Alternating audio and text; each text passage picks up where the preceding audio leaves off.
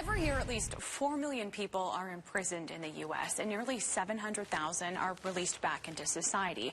That's according to Prison Policy, a nonprofit that studies the impact of incarceration. One company is hoping to give formerly incarcerated women the help they need to succeed once they're released. So joining us this morning is Michelle from the Televerde Foundation to explain what you are doing to help these women once they are released. Good morning. Thank you for joining us. Oh, good morning. Thank you very much for having me. It's an honor. Let's first start with what the foundation does. What do you guys do on a day-to-day basis? So there's Televerde, which is a for-profit business that runs call centers in 7 prisons across the country, providing women with jobs, training, education, opportunities to learn skills and earn money while they're incarcerated, and then have opportunities to take those skills to the outside and develop meaningful and rewarding careers. And at the Televerde Foundation, we provide for those women, we provide them with the support that they need to prepare for that transition back into the community, and job placement and support services necessary to help them succeed when they get out.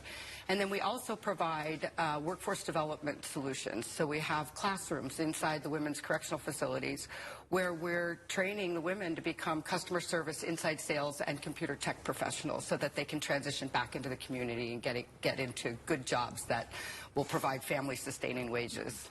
I know this is personal for you. How did you get initially involved in the foundation?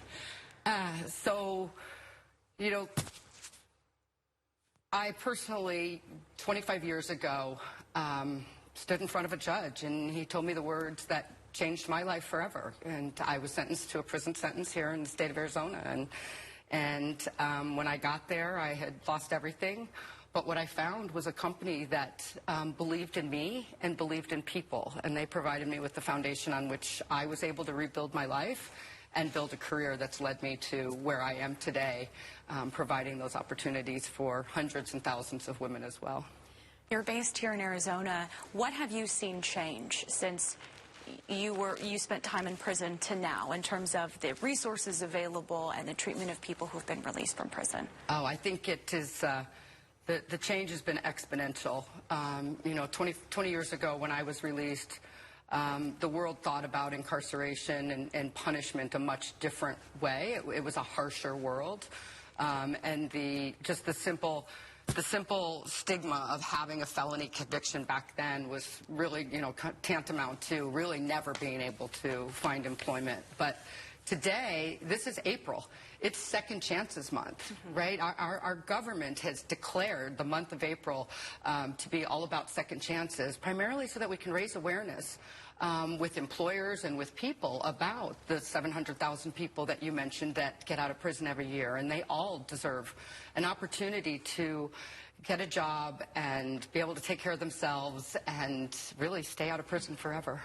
What can we do? People who are watching, maybe we're not in a position to hire folks, but what can we all do to help those incarcerated people succeed once they're back into society?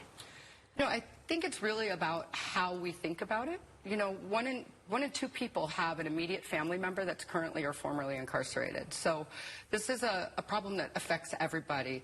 And just at an individual level, it's about how we welcome people home, about not judging people.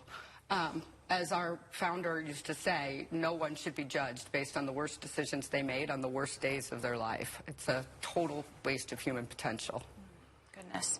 What can people know if they maybe want to get involved, if they want to do something? What are some ways that people can do that? Yeah, so get involved, from the foundation standpoint. We're always looking for volunteers to help with resume writing and interview practice. We have an event coming up, so we partner with another organization here in the Valley to have our Once Upon a Second Chance fundraiser event here at the Croft in downtown Phoenix, where we'll really be celebrating the success of some of our women who have transitioned back into the community. And we'll be collecting gently used clothes to give them a second chance that are donated to Dress for Success. And it's a great opportunity for the community to come out, get involved, support our work, and really open your eyes and your mind and your heart to what the power of second chances can be.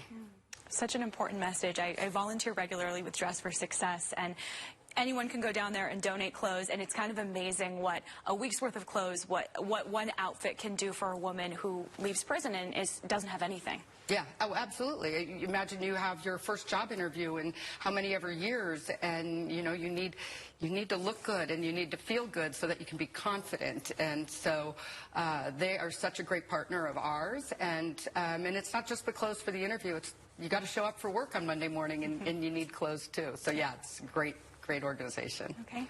It's Second Chances Month. Michelle, thank you so much for sharing your story and being here with us, and we hope to have you back soon. Oh, absolutely. Thank you for having us.